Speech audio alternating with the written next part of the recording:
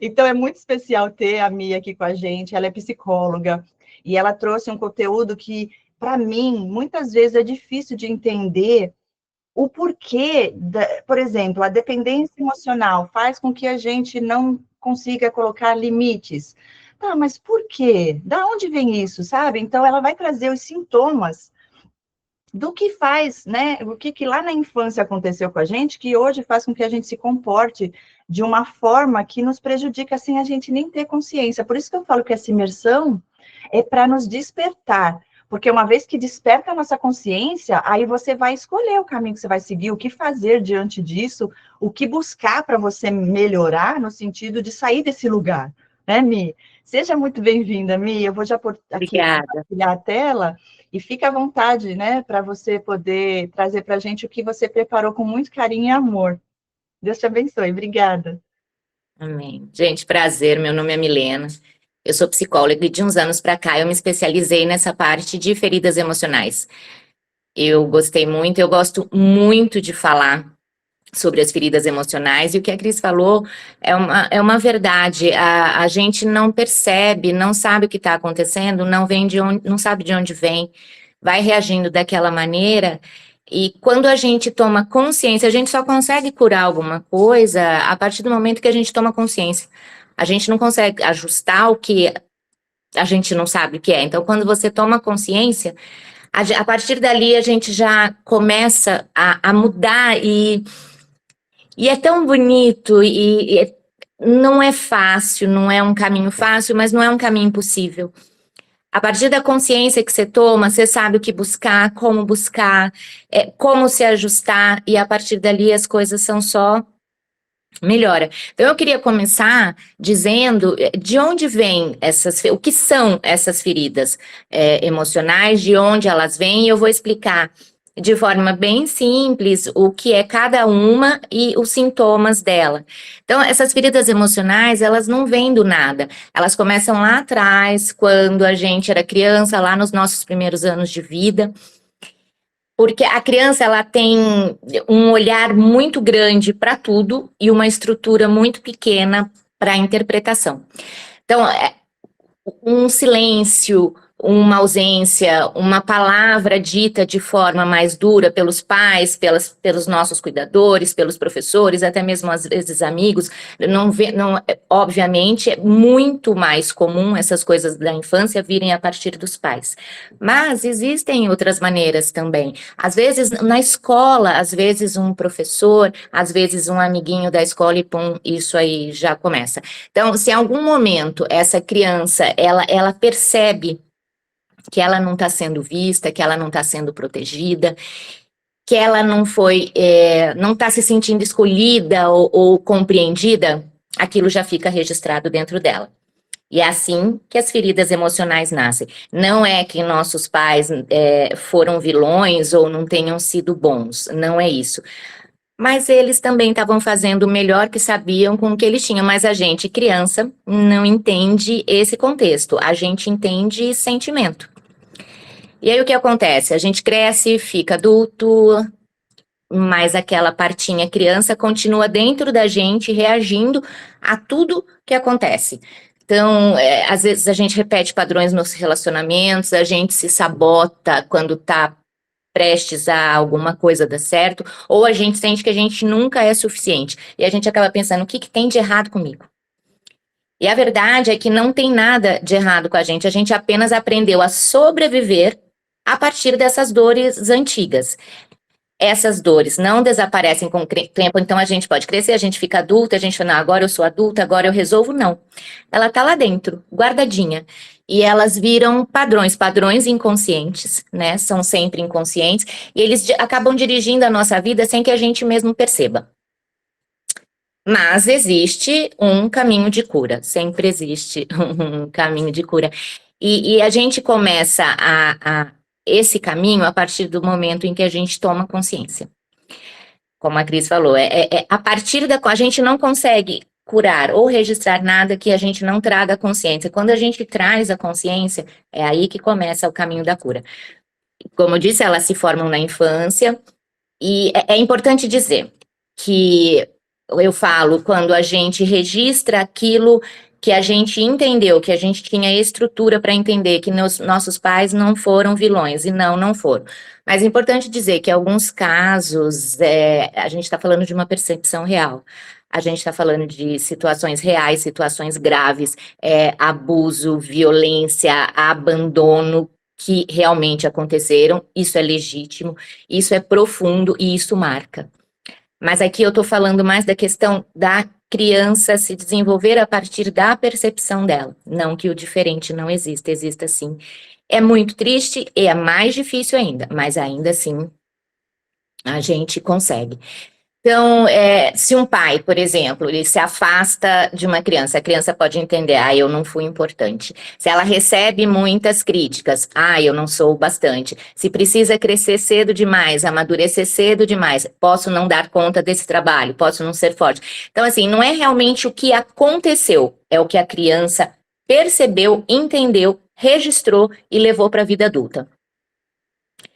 A partir daí, a gente começa a criar estratégias de defesa. A gente precisa se defender disso. Então, não é que a gente se fecha, a gente aprende a se proteger. Não é que a gente é muito reativa, porque na maioria das vezes, essa reatividade que a gente tem, a gente nem sabe de onde vem. Fala, nossa, por que eu fiz isso?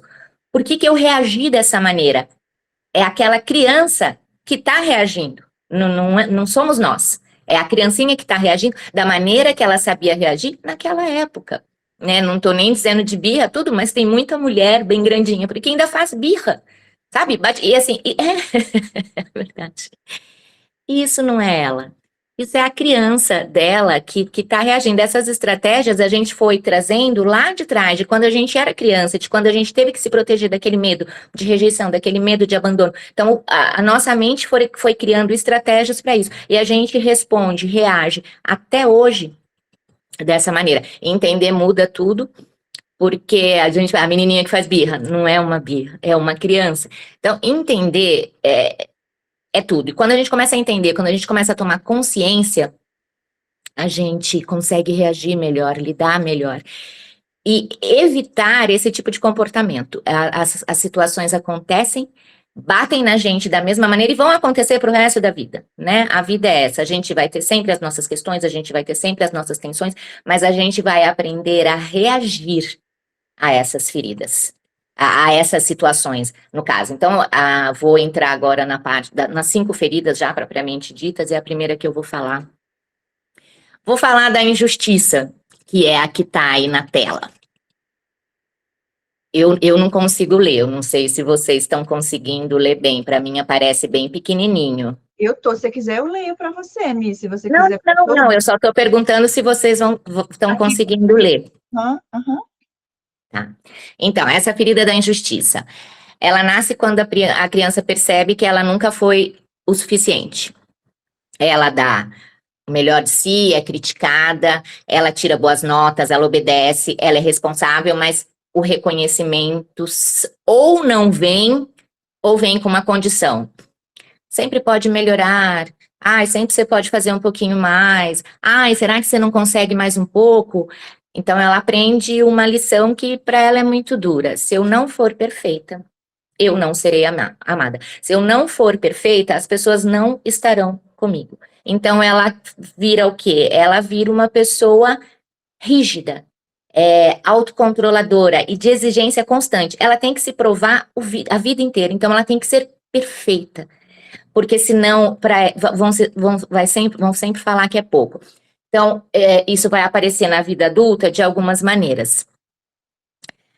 Ela vai se exigir o tempo todo. E vai exigir dos outros também. Ela vai ter sempre que dar o melhor dela. Nada vai parecer bom o suficiente, porque o medo dela é de receber uma crítica. Ela sente desconforto com elogios. Por quê? Porque tudo que ela faz, ela não merece. Ela não é boa, então ela não se sente bem com elogios. Para ela aquilo é falso, para ela aquilo é forçado e ela tem que se provar o tempo, porque ela não é aquela pessoa que pode receber aquele tipo de elogio. Ela tem dificuldade com vulnerabilidade, ela não pode se mostrar fraca, ela não pode se mostrar triste, ela não pode se mostrar sem força, porque aquilo demonstra que ela está sendo menos do que exigem que ela seja. Ela, no final das contas, não se permite falhar. E ela tende a ser muito controladora, muito perfeccionista e muito crítica com ela e com os outros. Por quê? Porque ela não pode receber crítica. Então, tudo que ela fizer, ela vai ter que fazer perfeito. Ela nunca é aquela pessoa que geralmente não termina o que faz, porque tá sempre querendo melhorar, tá sempre querendo melhorar, tá sempre querendo melhorar, porque ela não pode receber uma crítica. Isso leva uma pessoa à exaustão, leva uma pessoa à exaustão emocional, leva uma pessoa à exaustão mental. E ela evita pedir ajuda, porque pedir ajuda para ela é dizer que ela não sabe fazer, que ela é fraca e que realmente ela merece aquele, mas você podia ter feito melhor, você podia ter feito um pouquinho mais. E isso tudo não é essa questão desse controle, dessa exigência, dessa crítica, dessa autocrítica, ela não é uma pessoa fria. Ela só é uma pessoa que tem medo de não ser suficiente. E ela não entende que o amor, ele não vem por grau de desempenho, né? Por uma criancinha lá atrás, inclusive por uma nota escolar. Ninguém precisa ser perfeito para ser amado. Ela pode ser amada da maneira que ela é. Vou falar agora da humilhação. A humilhação e a injustiça, no final, na realidade, todas as feridas, elas se encaixam uma entre si, depois eu dou um exemplo disso. Então, a ferida da humilhação, ela nasce onde a criança só queria ser ela mesma. Eu sou essa, eu sou assim, e eu quero que as pessoas gostem de ser assim. Que as pessoas gostem de mim assim. Desculpa, mas ao invés disso, ela foi rechaçada, ela sentiu vergonha. Ela é uma criança, ela quer brincar, ela quer explorar, ela quer se expressar, mas ela recebe frases como, ai, que coisa feia. Ai, para de fazer escândalo, credo, que exagero, ou um olhar que diga, olha, você passou do limite, assim, não tá legal. E aí vem uma coisa que é muito profunda, assim, que se eu for assim, eu sou demais. E para eu ser amada, eu preciso me conter, eu preciso segurar. Então, a ferida da humilhação, a criança, ela faz o que? Ela se esconde. Ela se esconde para caber em algum lugar que ela acredita que só assim ela possa ser. E na vida adulta, isso vai aparecer, ela sente vergonha do próprio corpo, da própria voz, da própria história, como se houvesse alguma coisa errada com ela. Ela tem medo de se destacar ou de ser notada. Por quê? Porque se ela se destacar e se ela for notada, alguém pode apontar o dedo e falar, olha, assim tá errado, olha, assim tá exagerado, olha, assim tá feio, pode vir uma outra crítica, que é o que ela tenta evitar desde que ela era criança. Ela se preocupa demais com a opinião dos outros, lógico, porque já vem de tudo isso aí, ela não quer se expor, ela tem medo de ter uma crítica negativa, né? Ela sente culpa, culpa por desejar coisas boas. Eu não posso desejar coisas boas, eu não sou certa, eu sou menor, eu tenho que abaixar para caber aqui, então eu não posso desejar coisas boas. Ela sente vergonha de falar, eu queria isso, e a pessoa fala, não, mas você não precisa ter isso, você é assim, você é assado, então ela acaba não expressando até mesmo os seus desejos, o que é muito triste, né? E ela fica muito boazinha, muito certinha, porque ela precisa agradar todo mundo, para ninguém poder ter fazer uma crítica para ela. Uma parte muito triste é que, assim, essa pessoa, ela acaba, ela mesma se ridicularizando para não ter a chance de outras pessoas ridicularizarem. Então, ela faz uma piada sobre ela, de mau gosto, ela mesma se deprime, porque, assim, ninguém vai ter a chance de fazer. Ela já fez, então outra pessoa não vai fazer. Então, assim, essa pessoa não é fraca, ai, coitadinha de mim, ela também não é uma vítima, isso é só uma proteção. Ela faz tudo antes para ninguém poder fazer para ela e ela se sente mal. Falei humilhação, falei injustiça, vamos. Eu tô... Rejeição, rejeição. Eu acho, inclusive, que eu passei anos. E talvez tenha sido há muito pouco tempo atrás que essa ferida foi curada em mim. Inclusive, hoje, eu falo o que falo, dizem, né, por aí que dor é propósito. Então, eu fiz disso o meu propósito. Quando eu descobri, quando eu comecei a ler, quando eu comecei a estudar, quando eu fui descobrindo, eu falei, gente, eu preciso passar isso para frente, né? Eu preciso fazer por alguém o que aconteceu comigo, porque eu acho que essa da rejeição me perseguiu por anos a fio. Então, ela nasce quando a criança sente que não foi desejada, não literalmente rejeitada, mas não desejada. Ela não foi escolhida, ela não foi aceita como era, e não significa que isso tenha sido dito com palavras. Às vezes foi uma percepção da própria criança, um olhar, uma comparação que ali apareceram, uma ausência emocional por um período curto, por um período longo, e a criança acaba desenvolvendo essa ferida. Como todas, ela nasce lá na infância e ela aprende que precisa se esforçar para merecer amor.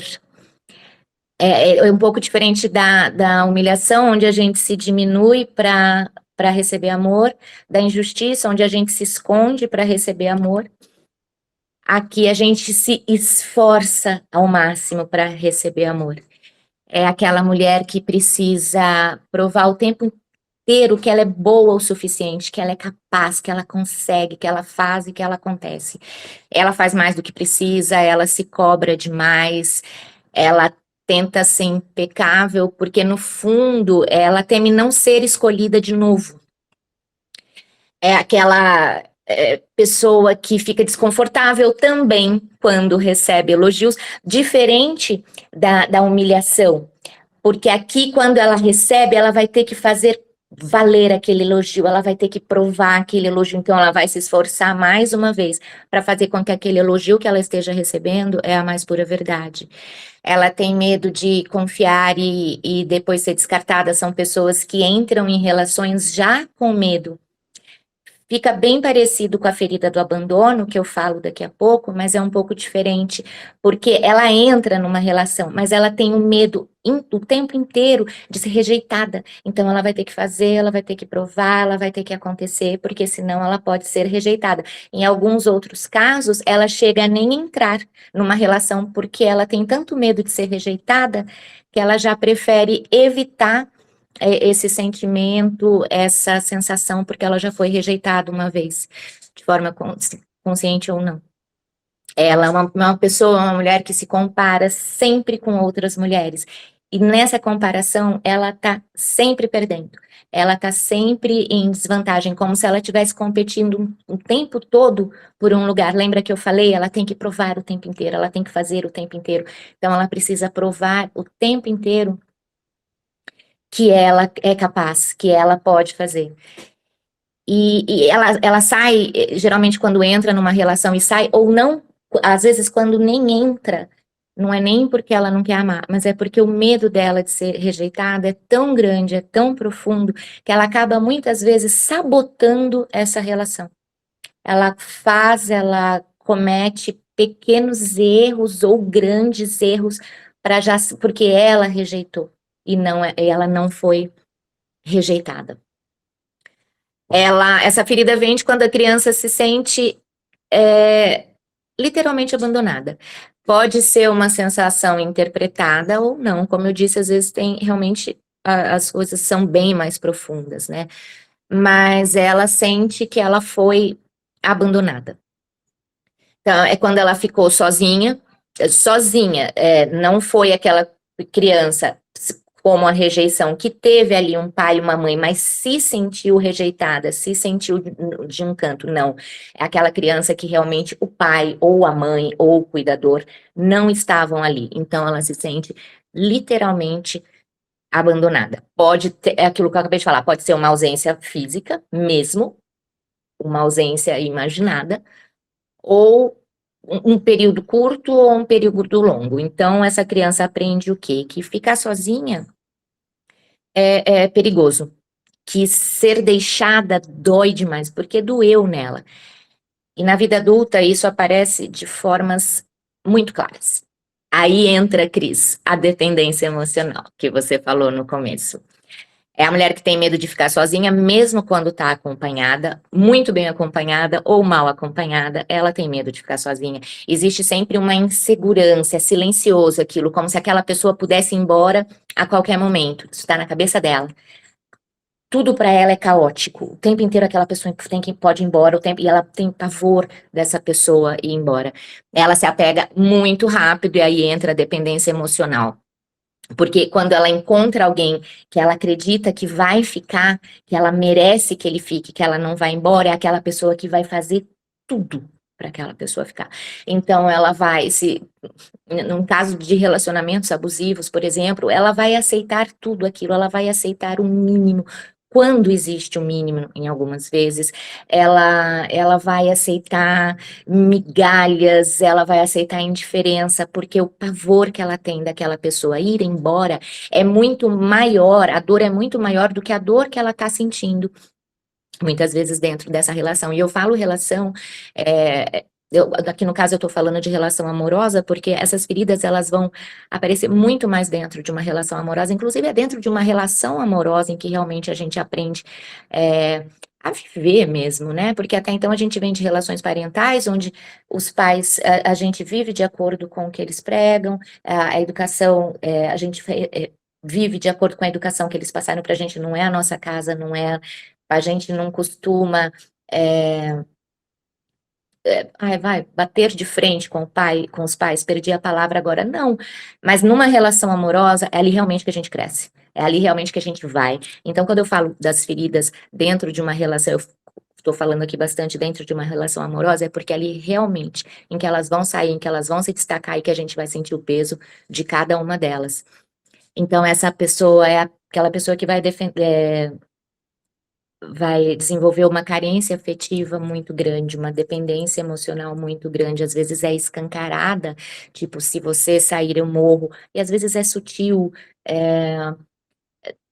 precisa de uma validação, precisa sempre de um elogio, então isso é mais sutil ou muito escancarado, se você sair eu morro, se você for embora eu morro, e para ela realmente é uma sensação de quase morte.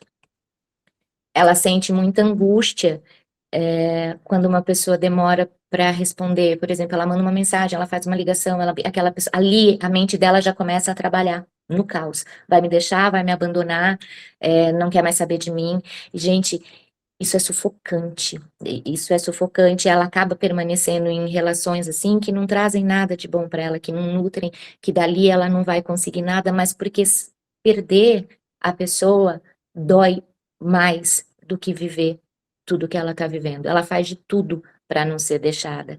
Ela até se abandona para não abandonar o outro. Ela deixa de fazer por ela deixa de repetir os limites dela, ela deixa de viver as coisas dela para viver todo só em função do outro, porque ela, na cabeça dela, é sempre: eu não posso ficar sozinha.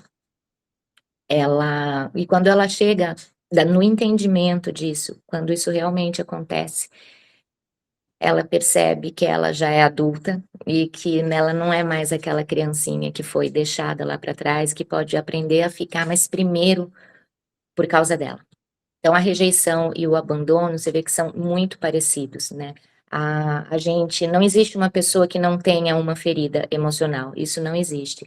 Na maioria dos casos, a gente tem várias, em alguns casos, a gente tem as 5. É horrível falar isso. É triste, é desesperador, mas na maioria dos casos a gente tem as 5 feridas em maior ou menor grau e todas elas acabam se encaixando. Eu vou falar agora sobre a traição, e aí eu falo um pouquinho sobre o encaixe, que uma traz a outra e por que que a gente tem, na maioria das vezes, as 5 feridas. A traição, ela nasce quando a criança lá atrás perde a confiança em alguma confiança literal mesmo, houve uma quebra de confiança. No caso de uma criança, uma promessa não cumprida, vamos até um parquinho e não vamos, é tão pequeno, mas sim, naquela criança aquilo pode ter batido de uma forma muito grande, ela esperou anos, ou dias, semanas, aquele parquinho, e de repente esse parquinho não vem. Aquilo, para ela, já é uma quebra de confiança, é uma mudança muito brusca. ela não consegue lidar com aquilo, então ela aprende que o quê? Que confiar é perigoso. Se ela confiar, pode não acontecer o que ela estava esperando. Então, se ela não controla, se ela controla, ela não pode dizer, então eu não vou confiar, porque assim eu não vou ser enganada, assim eu não vou ser traída, assim eu não vou passar por essa situação de novo. E na vida adulta, uma mulher que tem dificuldade de confiar em qualquer relação, aqui não é nem só a amorosa que eu tô falando, é em qualquer relação, ela tem dificuldade em confiar numa mãe, num pai, numa irmã, num chefe, numa amiga, e sim, no marido. Ela acontece principalmente, essa desconfiança vem principalmente nas relações amorosas. Ai, peraí que tocou aqui.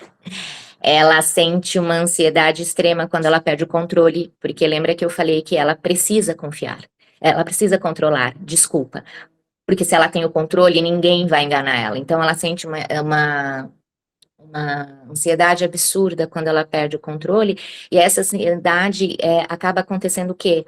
Ela tem reações desproporcionais a situações muito básicas, ela reage de forma totalmente desproporcional, ela literalmente perde o controle, e acaba tornando-se uma pessoa muito agressiva, chamada de controladora e agressiva. Ela não é agressiva, ela simplesmente reage muito mal, como se fosse aquela criancinha lá atrás, no momento em que ela vê que ela perdeu o controle. Se ela não sabe o que que está acontecendo, se ela não tem todas as informações que ela precisa, o corpo dela entra em alerta, a cabeça entra em alerta, porque aquilo virou para ela sinônimo de insegurança. Ela precisa testar as pessoas antes de se entregar. Então, ela vai observar, ela vai provocar, ela vai criar situações, quase joguinhos, para verificar como essa pessoa reage, para perceber se essa pessoa é realmente ou não confiável.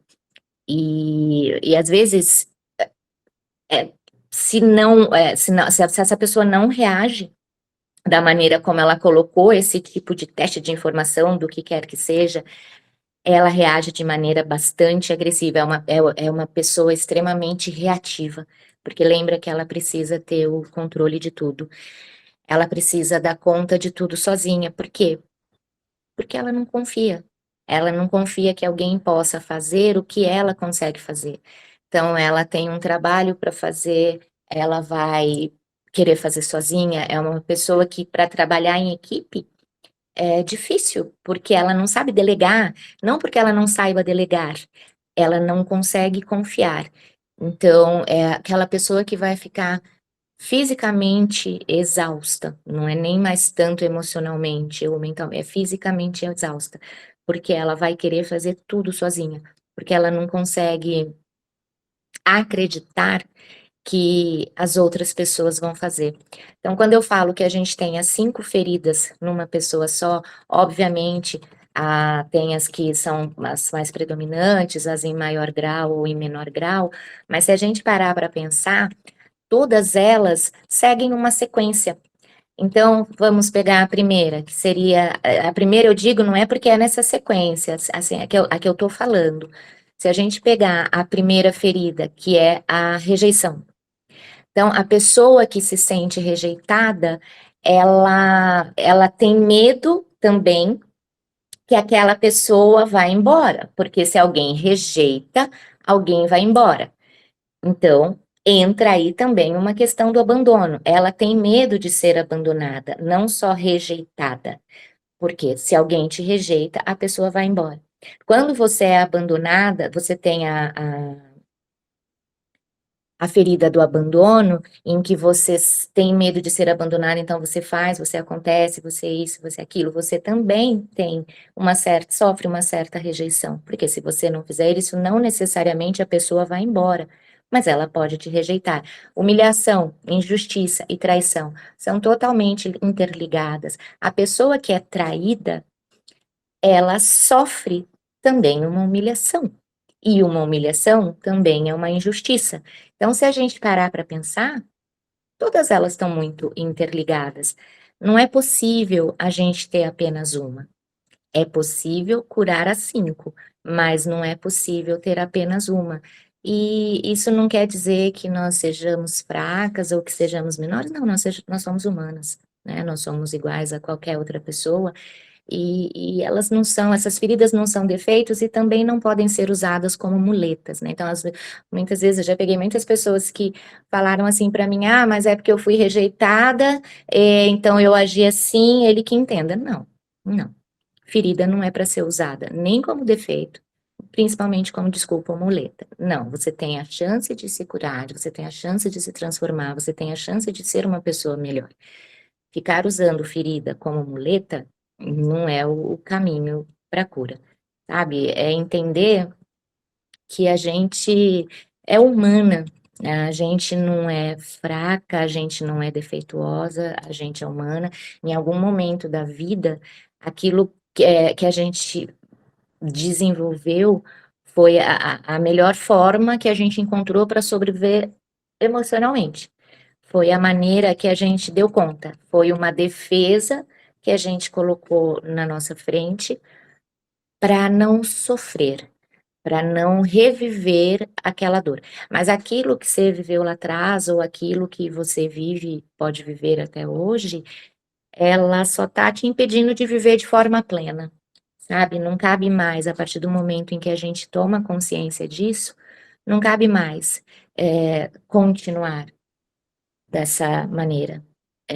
A gente pode sim se relacionar de forma saudável, a gente pode curar, superar tudo isso que passar e superar, que passou e superar, não é fingir que não aconteceu, não é apagar o passado, é conseguir lembrar, mas sem dor, e caminhar de uma maneira totalmente diferente a partir de agora. Quando a gente fala de feridas, por mais triste que elas, a maneira como elas possam ter se formado, não apaga a chance que a gente tem de resolver isso hoje. Então, eu falei para vocês quais são as 5 feridas, quais são. Ah, inclusive, eu tenho um teste para você descobrir de forma mais didática quais as feridas que você tem. É um teste bem legal, inclusive. Se depois vocês quiserem, eu passo aqui e vocês fazem o teste para descobrir qual é a ferida que vocês tinham, que vocês têm. Essa foi minha apresentação. Eu espero que eu não tenha falado. Nada, calma, que eu quero mais, eu quero mais. Eu vou ler cada uma delas aqui, Mi. Se você tiver algo para completar, você completa aí, porque Tá. eu tô amando, ainda tem tempo. Mi, você é demais, só tenho a agradecer, porque é surreal. E outra coisa que eu fiquei aqui pensando, né? Porque nós, como nós falamos sobre os relacionamentos abusivos, né? Dependência emocional, tanto nós quanto as pessoas com transtorno de personalidade narcisista, eles também têm essas feridas. A maneira que a pessoa responde a isso, o que ela faz diante disso é o que vai mudar tudo. A sua escolha de se posicionar e falar, não, até aqui foi assim, mas hoje eu tive o despertar aqui. A Milena falou as coisas ali que, ó, eu estou me identificando. A partir de hoje, eu vou escolher se eu vou continuar lá ou se eu vou sair desse lugar. Eu entendi que isso vai causar dor, porque até hoje, às vezes, quando acontecem situações de rejeição, de abandono, eu tive as 5 feridas. Mas agora, eu identifico o que eu faço. Eu oro a Deus. Eu sei a verdade, eu fui liberta. Então, aquilo não vai me torturar e me destruir. Como antes me deixava muito mal, até no físico, às vezes eu não sabia o porquê, porque era inconsciente. Então, venha despertar para libertar, para curar mesmo. Glória a Deus por isso. Olha, a ferida da injustiça foi a mais forte, eu creio, na minha vida. E aqui ela explica a origem, regras duras, cobranças exageradas, comparações. Cobra demais de si e dos outros, você falou isso, é verdade. Não sabe lidar com erros, revolta contra tudo e todos, impulsividade nos julgamentos, raiva crônica disfarçada de justiça. Isso antes da cura, antes do despertar, antes de Deus na nossa vida, né, gente? Antes de você curar. Às vezes, o simples fato de hoje, por exemplo, uma pessoa, sobe toda hora uma Ribeiro aqui, que tem o mesmo sobrenome que eu. Acho que é Joyce, não sei. Hoje, se Joyce, a Jaine. É a Jane. Hoje, se a Jane falasse, nossa, realmente, ó, eu cobro demais de mim e dos outros, e lê lá em cima que é injustiça, e vê eu falando de onde veio, ali ela já tem uma virada de chave. É Sim. antes da cura, é antes do processo. Ali a pessoa já tem uma virada de chave. sabe? Só do fato de tornar-se consciente aquilo. Cada vez que ela for cobrar de si ou cobrar de forma demasiada do outro, ela percebe isso, ela vai parar para pensar. Ela vai diminuir, ela vai voltar e aí já começa tudo. Então, tudo isso aqui que eu falei é antes. Sim. Aí, falando aqui sobre a parte, a mulher que vive tentando provar valor, ela trabalha demais e recebe de menos, entrega além do limite e sente culpa ao descansar ou cobrar. No fundo, acredita que só merece quando sofre. E assim, seu potencial de prosperar fica preso ao sacrifício. E por que é aquela mulher que trabalha demais e recebe de menos? Por quê? Porque ela vai aceitar qualquer coisa. Porque ela não se sente capaz, sabe? Inclusive, ela tem medo. Ela não se sente capaz de... muitas vezes, quando, por exemplo, ela chega para uma entrevista de emprego, o salário, ela se sente não merecedora daquilo. Então, se ela chega em um lugar que oferece praticamente nada, ela vai aceitar na hora. Porque aquilo é o que ela merece. Ela não merece mais que aquilo. E assim, esse mundo é cruel, muitas pessoas já percebem isso. Entendeu? E já oferece. É aquela pessoa que não sabe cobrar pelo trabalho. Ai, quanto você cobra? Ai, quanto você pode pagar? Não, o meu valor é esse. Se você pode pagar, ok. Se você não pode. Eu, por exemplo, eu sou a pessoa que não discute preço. A pessoa falou para mim, eu cobro tanto, beleza. Ou eu posso ou não posso pagar. Porque eu acho que a pessoa está dando o valor ao trabalho dela. Essas pessoas não sabem nem cobrar. Muitas vezes fazem de graça. Ah, não, tá bem, eu faço. Porque se sente inferior, não se sente capaz. De repente, eu vou cobrar tanto e ela não vai gostar do meu trabalho, ela não vai gostar do meu serviço. Então, elas têm medo até de cobrar. Então, é por isso que aqui fala, trabalha demais e recebe de menos. Verdade. Agora eu vou entrar na parte da traição. Mi, acompanha aí. A mulher que controla tudo para não sentir. Ela lidera, decide, sustenta tudo, mas vive em alerta. Não confia, não delega, não relaxa. Aprendeu que soltar é perigoso. Então, troca a entrega por controle. Seu potencial de expandir não falta. Ele só está preso à necessidade de estar no comando o tempo todo por medo da traição. Verdade. Foi aquela parte até que eu falei, que é uma pessoa que, por exemplo, é muito difícil trabalhar em equipe. Porque ela não delega. Não que ela não saiba delegar. Ela tem medo de delegar. Ela pega tudo para ela. Ela tem que fazer tudo sozinha. E acaba virando uma chefe que é muito difícil de trabalhar.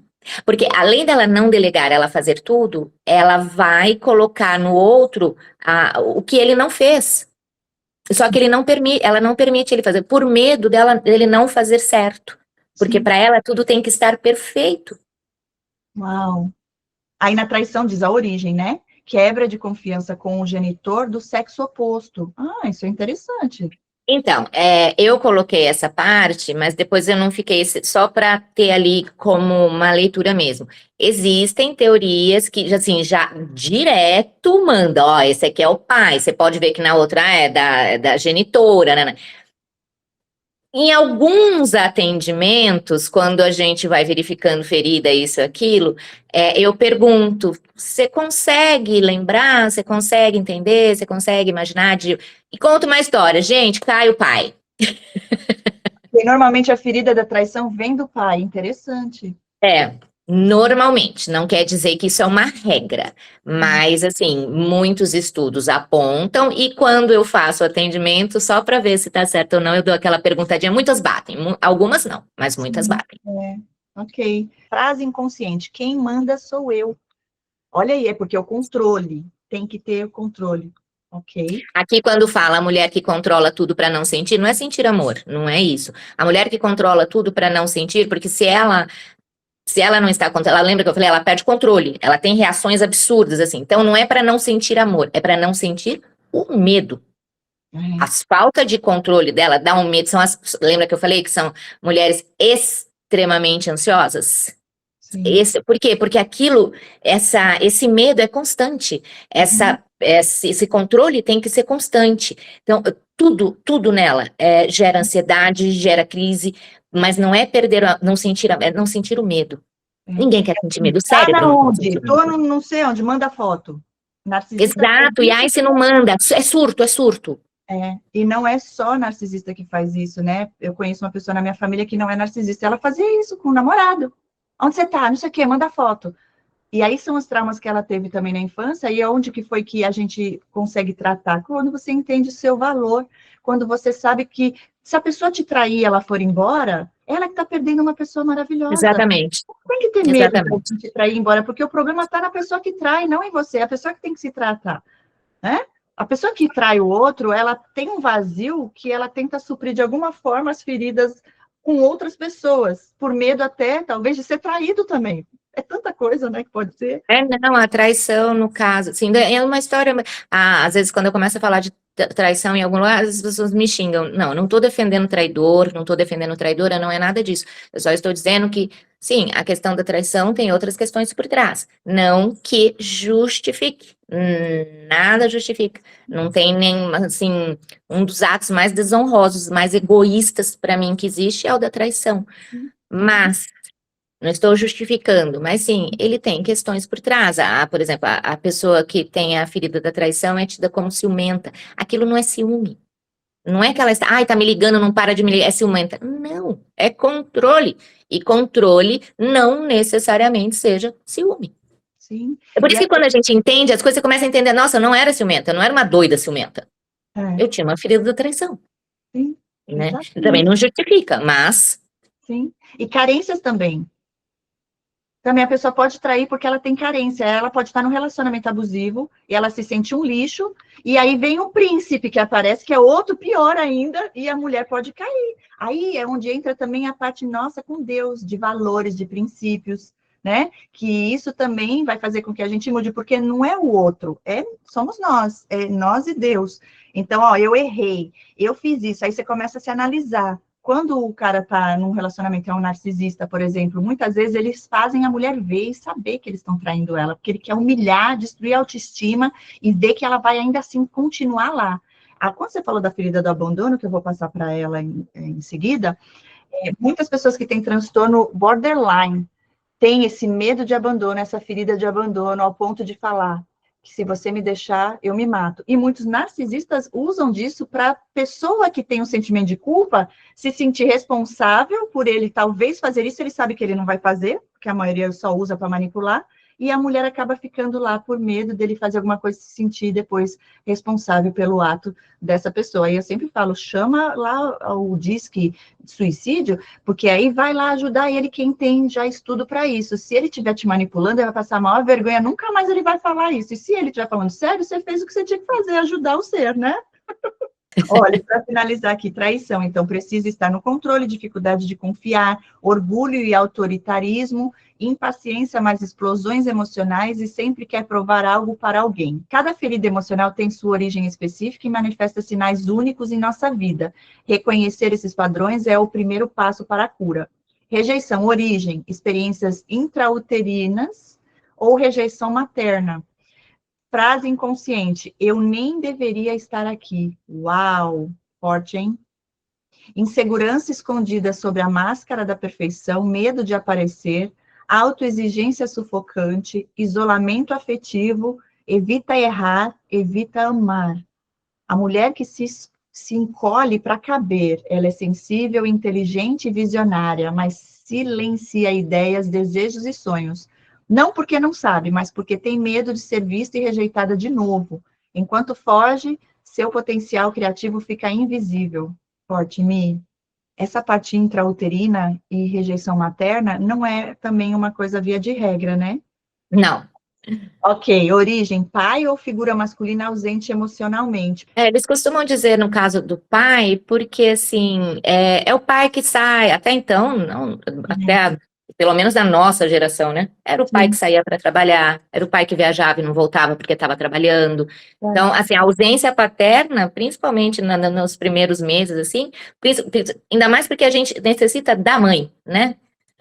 é, Ela é mais explícita. sim.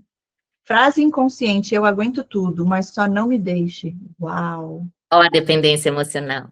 Sim, medo de ficar só, autoabandono, faz tudo para agradar, sente que carrega o mundo sozinha, entra em relações onde precisa ser útil para se sentir amada.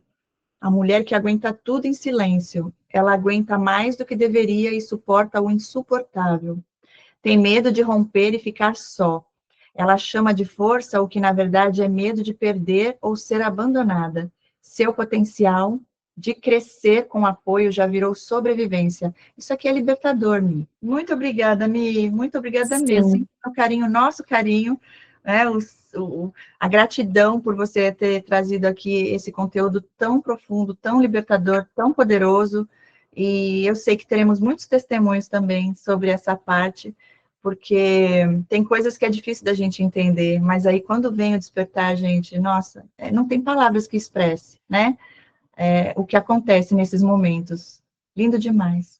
Não, Cris, eu que agradeço a todos vocês que me escutaram, eu espero que eu tenha conseguido me expressar, conseguido fazer vocês entenderem. Espero que tenha mudado alguma coisinha assim na cabeça de vocês, porque é realmente libertador.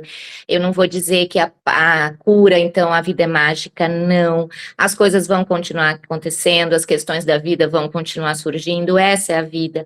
A gente está aqui mesmo para vencer os obstáculos, mas a gente faz isso de uma maneira mais leve, a gente faz isso de uma maneira mais consciente, a gente faz isso de uma maneira mais madura. Não, nem adulta, que eu falo que não é adultecer é idade, né? É amadurecer mesmo. A gente consegue fazer isso de uma forma bem mais tranquila, a gente consegue responder ou reagir às questões da vida de uma maneira muito mais fácil. Então, eu espero que eu tenha deixado isso claro para vocês. Desculpa, vou falar rápido, mexer demais a mão, essa sou eu. E eu que agradeço